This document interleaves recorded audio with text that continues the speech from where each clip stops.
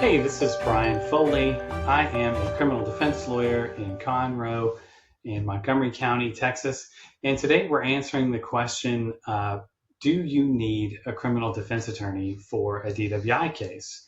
We get this question sort of through a roundabout situation where we will get a call from somebody and they'll say something like, well, I wasn't sure if I need an attorney or not for this. And then I talked with my friend who's a lawyer and they said, yes, you do. I think the answer is, yeah, you probably do need an attorney if you've been charged with a DWI. There are cases, there is even misdemeanor cases where, people can adequately represent themselves. It's hard for me to say that as a lawyer because you really should have a lawyer representing you on any kind of criminal case, but like a speeding case.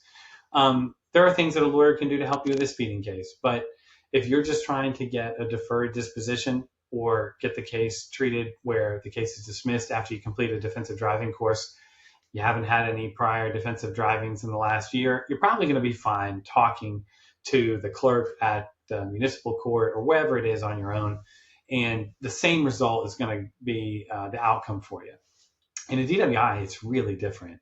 So the first thing you need to know in a DWI, there's the potential for jail time, right? It's up to 180 days in jail for a first time DWI. If you had a child in the car, it's up to 2 years in a state jail. The penalties go up if you have a conviction for DWI, and then you can also get a driver's license suspension. When you are arrested for DWI, most of the time the officer is going to request a breath or a blood sample. And the way they do that is they read a form called the DIC-24. The form starts there off by saying you're under arrest for an offense involving acts alleged to have been committed while driving or operating a motor vehicle or watercraft while intoxicated. And there's even a flying while intoxicated if you're a pilot and you got arrested. But what they do is they read you this form and they request a sample of your breath or blood. And if you refuse to give that sample, they're going to try to suspend your license. If you agree to give that sample and it comes back with a test over the limit, 0.08, either a breath test or a blood test, if it comes back over the limit, they could suspend your license for that too. And so you can also get a driver's license suspension for being convicted of DWI. And what does convicted even mean? Because there's a deferred disposition that you can get if it's a DUI and you're a minor. There's deferred adjudication for first-time offenses. There's a pretrial diversion. And then obviously there's jail time or regular probation. So which of those will not lead to a conviction? Well, the answer to that is something that a lawyer can help you with. Which one of those can be expunged or non-disclosed? How long does it take to get it non-disclosed?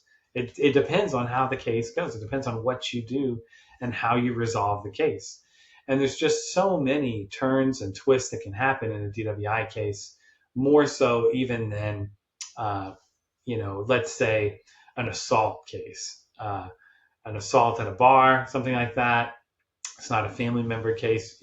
That's a pretty straightforward case. If you feel like you're in the right, I still would recommend a lawyer, but there's not so many hurdles. And you're not going to lose your license if you have a conviction for assault or something like that.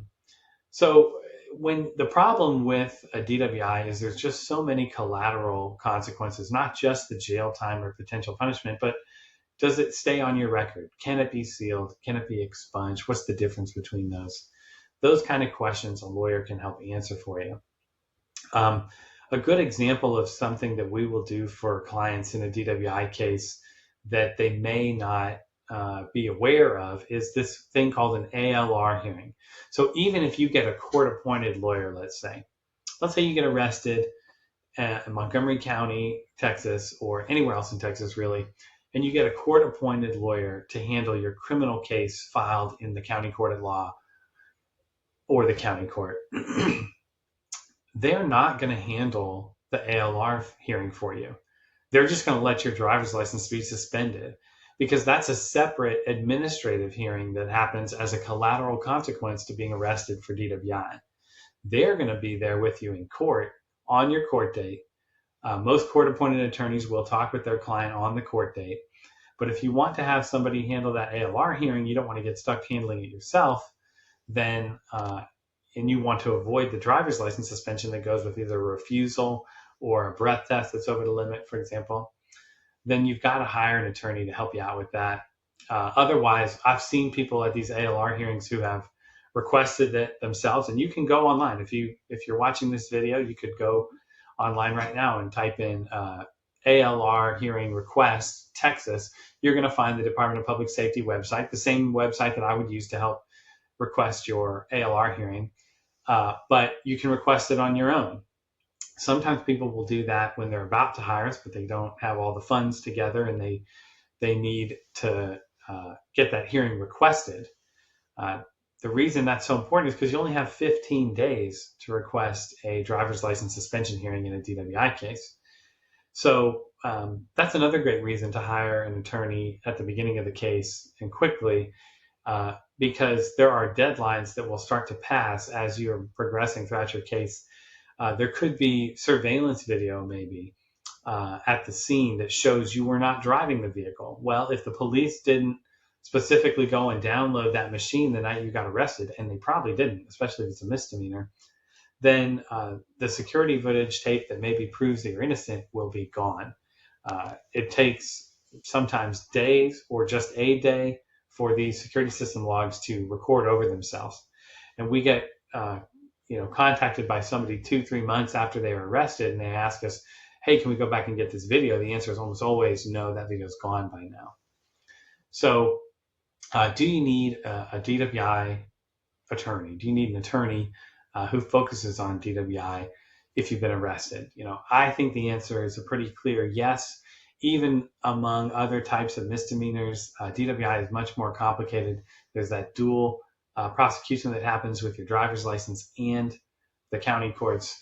So if you've been arrested, or you know somebody who's been arrested for DWI, and you're wondering, or you Googled this question, do you need a lawyer for a DWI? Yeah, you probably do. It's worth talking to one so that you can get an idea of what is going on with your case right now and what options you're going to have moving forward. Hope you've enjoyed this. As always, for educational purposes. We'll see you guys next time. Don't forget to like and subscribe if you saw the video and you like what you saw.